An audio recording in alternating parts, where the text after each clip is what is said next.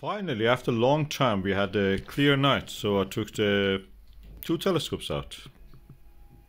This is the shadow of them. I thought that I would show you the shadow. And what you could see is that SkyWatcher Evostar 90mm objective lens refractor telescope, as you can see, is made in China. I think it is f10 because it's 900mm also. So it makes the f10 telescope refractor, of course. The Starwave is equal to Lyra 102, and is again made in China. Is a very longer tube it has, and tubing is also very good quality. It has a beautiful rotatable. Everything is rotatable. Focuser, everything you can rotate, not just a tube. And it's made in China. I use it with the Astro Physics 2-inch diagonal, which is the premium, the best diagonal you can get, even better than the Everbright of the Televue.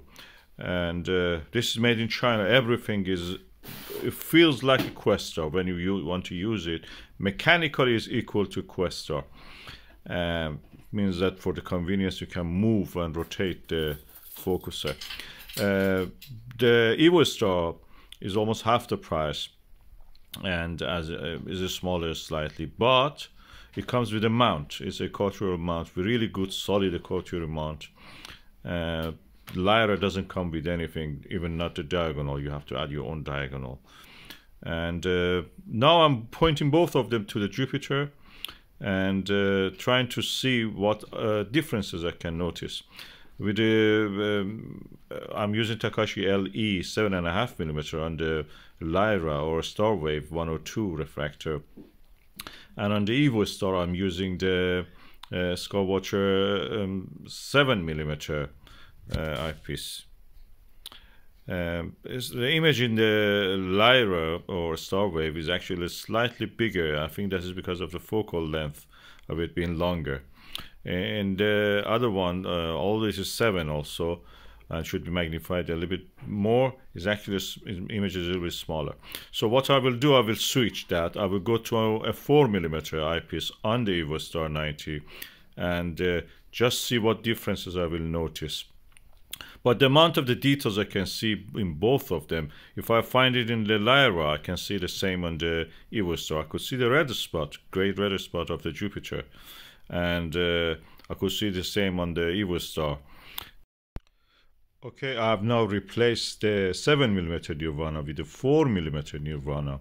My purpose was to get an image almost the same size as the image I could see in the Lyra Starwave 102 through the 7.5mm Takahashi. Because it has a bigger tube, it actually magnifies more. So to compensate for that, I went for a 4mm. The amount of the details are equal in both now almost. What I see on this telescope, Lyra, with the Takahashi, if I find it on this, I can find it on this one also. Now, the image is slightly now is bigger on the 4mm Nirvana eyepiece on the Evostar, but the details are equal, and I think that that is a good comparison of these two sizes I can now do. Which one I prefer?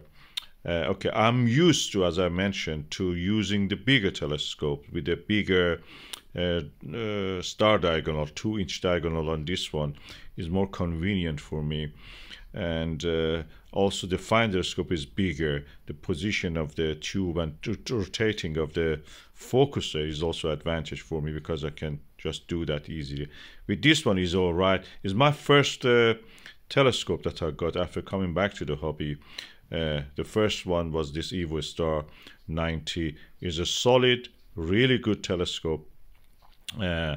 Takahashi Starbase, which is now on sale for £500, double the amount of the Evostar, is inferior to this what I am describing, the Evostar. Evostar is superior to that. The thing is that with the Lyra, you have the premium quality of the rotatable focuser and the dual focuser, Crayford focuser. I prefer rack and pinion of the Evostar, of course, 90. That's a rack and pinion. Always, every day, I prefer that one. It's more stable. The focus doesn't change, shift too much. So this is the favorite one for me. I've used the Televue diagonal on this one, 1.25 inch, as you can see here. It gives a really bright image. You can see notice the difference. You know, if you use a cheaper thing, you can see the difference when you use them. Will come back from you know, cheaper diagonal to more. You can see the difference. Of course, another thing is that just completely Japanese do that. Completely ignore the diagonal, remove it, and just look through the telescope with the eyepiece. That is even better. You don't need to spend that much money. In this one, Astro Physics 2-inch was really good. I've used it with other telescopes. You can see also the significant increase in the light. Not significant, just a slight, I should say. Slight increase. The another option is that what the Japanese do, as I mentioned, they just ignore it and just go for the diagonal.